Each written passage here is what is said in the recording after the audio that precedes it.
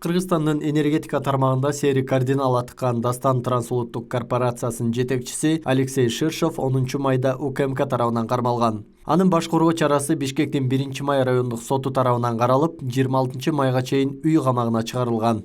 Бүгүн башкы прокуратура Ширшовго буга чейин бир нече кылмыш иши ачылганын тизмектеди. Алексей Ширшовго карата 2010 жылы апрель айынан баштап 3 кылмыш козголгон. 2010 жылы ал эми 2014 жылы бир эле кылмыш козголгон. Биринчи кылмышы Алексей Ширшов Дастан ачык акционердик коомунун акцияларын мыйзамсыз чыгаргандыгы фактысы боюнча козголгон. Анда бизде Кыргыз Республикасынын кылмыш жаза кодексинин ошол убакта иштеп турган кодекстин 221 беренесинин 2 бөлүмү менен коммерциялык же башка уюмдардын кызматчыларынын ыйгарым укуктарын кыянаттык менен пайдалануу беренеси менен козголгон ал кылмыш иши. 2011 жылы кылмыш иши 11 январында соттун кароосуна жиберилген. Экинчи кылмыш иши 2010 жылдын 30 июлунда Кыргызстан улуттук электр тармагы ачык акционердик коомунун жана City Holding жоопкерчилиги чектелген коомунун ортосунда түзүлгөн мамлекеттин кызыкчылыгына каршы келишим деген негизде алдамчылык боюнча козголгон. Үчүнчү кылмыш иши Ширшов Бишкек Энерго Комплекс, Ресурс Энерго Универсал, Бишкек Газ Проект жоопкерчилиги чектелген коомдорунун жана Кыргыз Газ ачык акционердик коомунун ортосунда мамлекеттин кызыкчылыгына каршы түзүлгөн келишими боюнча ачылган.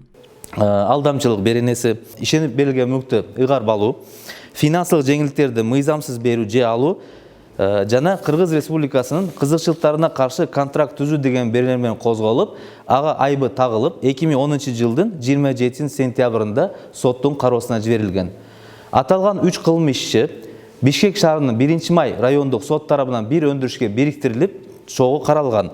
Аталган өкүмдөр боюнча айыпталуучу Ширшовдун жактоочулары даттануу арызын жазып, Бишкек шаардык сотунун 2015 жылдагы өкүмү өзгөртүлгөн. Анын негизинде Ширшовго айып пул салынган. Дастан ачык акционерлик коомунун акцияларын мыйзамсыз чыгаргандыгы фактысы боюнча 221 берененин 2 бөлүмү менен күнөөлүү деп табылып, 3 жылга эркиндигинен ажыратылган. Ал эми калган беренелер боюнча сот актоо өкүмүн чыгарган. Аталган өкүмгө Ширшовдун жактоочулары даттануу келтиришип, жогору турган Бишкек шаардык сотунун 2015 жылдын 19 январында өкүм өзгөртүлгөн жана Ширшовго 100 эсептик көрсөткүчтөгү айып салынган. Башкы прокуратура билдиргендей, Ширшовго карата кылмыш иштери 2010 жылы жана 2014 жылы козголуп, алар боюнча соңку өкүмдөр 2015 жылы чыккан.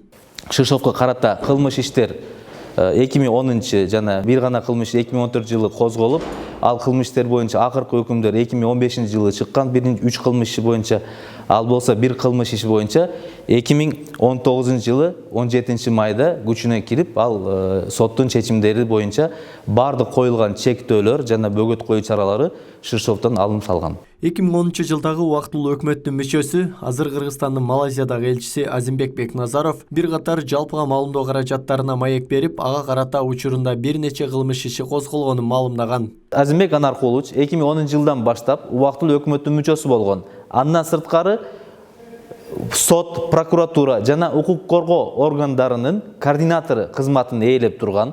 Анда эмне үчүн сот Алексей Ширшовго карата актоо өкүмүн чыгарганда Азимбек Анаркулович убактылуу өкмөт мүчөлөрүнө жана ошол мезгилдеги бийликке айтып чыккан эмес деген суроо жаралат. Бул боюнча социалдык тармактардагы талкуулардан улам президент Садыр Жапаров өз пикирин билдирип, Ширшов Максим Бакиевдин 200 миллион доллары камакта жаткан банкты тапканын, бул маселе боюнча президенттин кабыл алуусун суранганын айткан.